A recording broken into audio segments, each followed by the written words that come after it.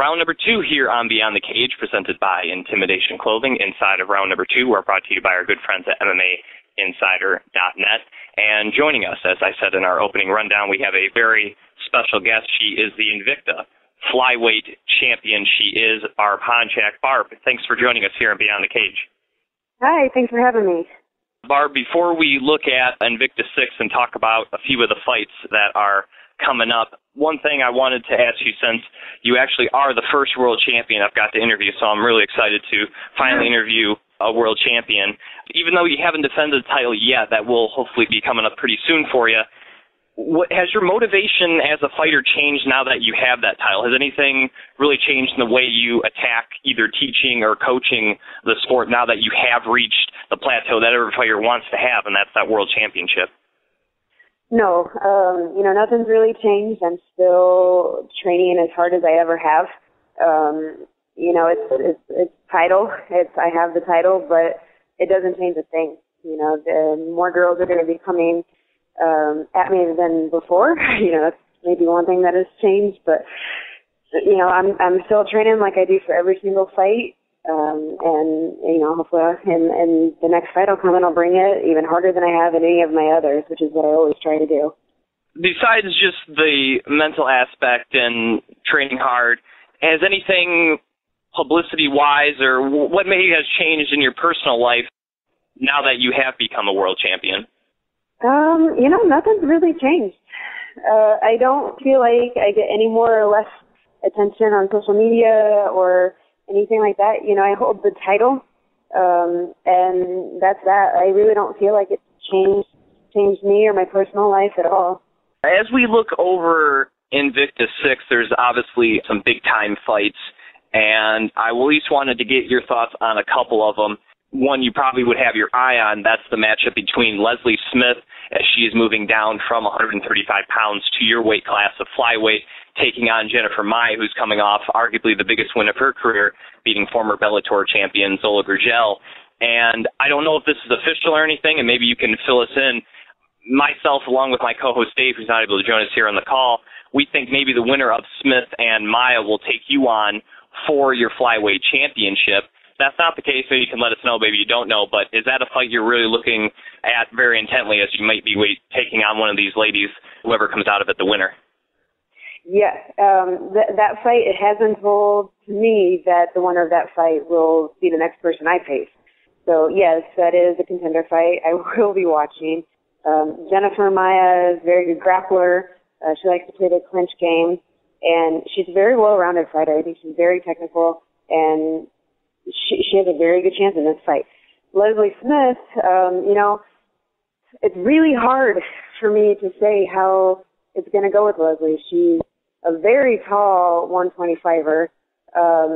She, is very, very tough, good striker. So the height difference in that fight, Leslie's going to be much taller than Jennifer Maia. If she keeps her back with her reach and her distance, the fight really could go either way. I've been looking at both girls for sure, and I got to be honest, I don't know which way it's going to go.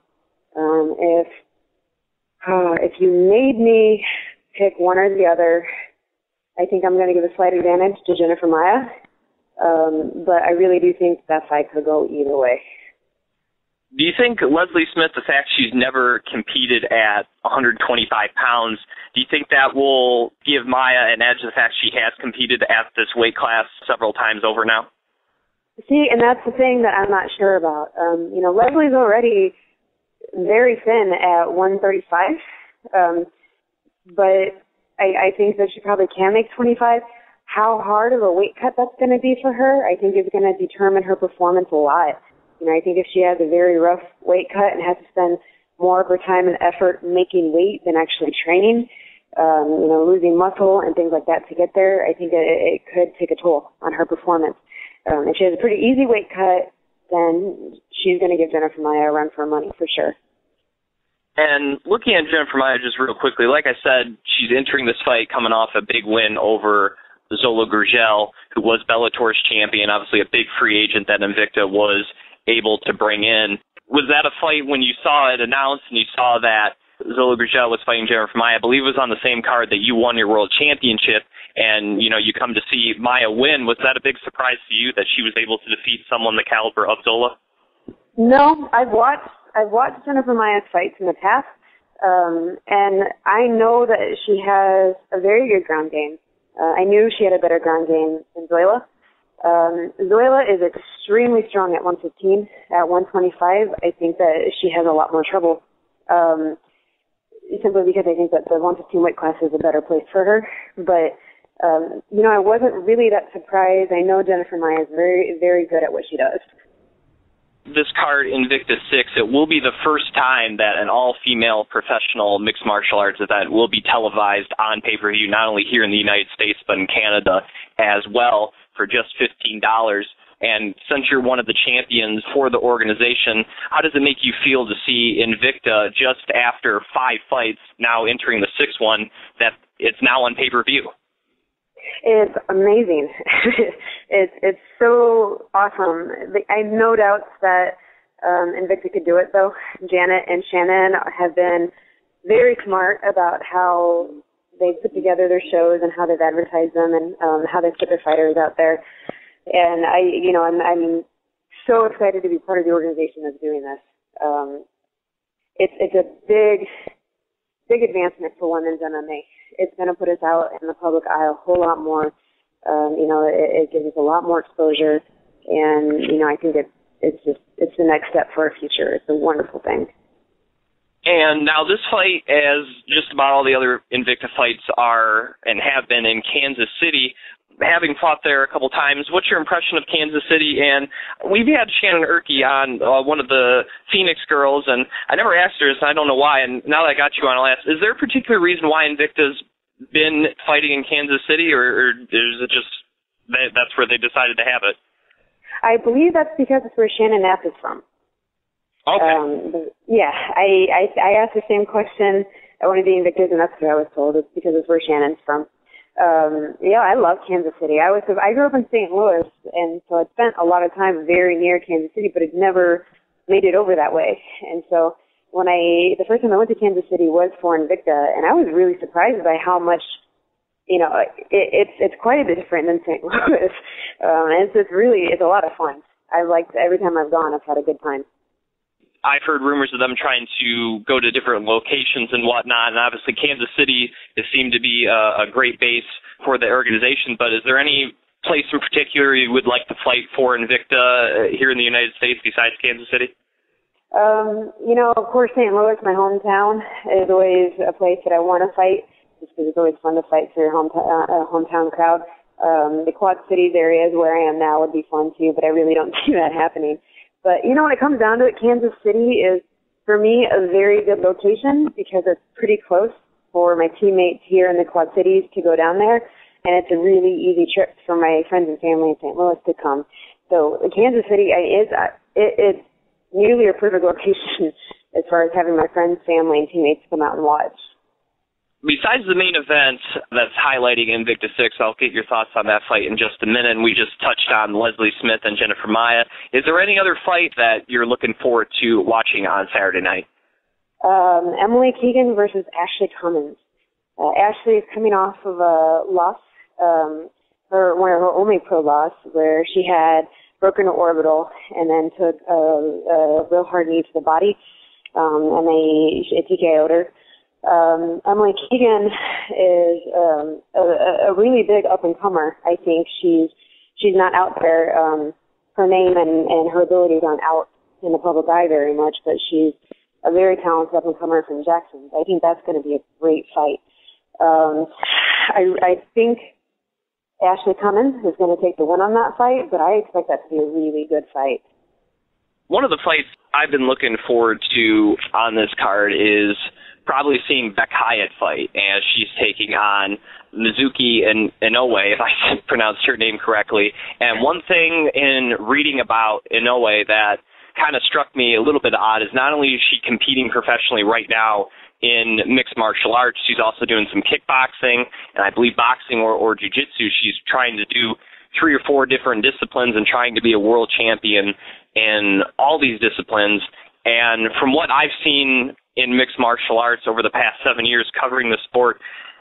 When you take away from the main discipline of MMA, it seems to make that a little weaker, and we see this a lot sometimes with a lot of the male fighters in terms of wrestling. A lot of guys trying to make the Olympic wrestling team, and it takes away from them training and being the best MMA fighter they can be.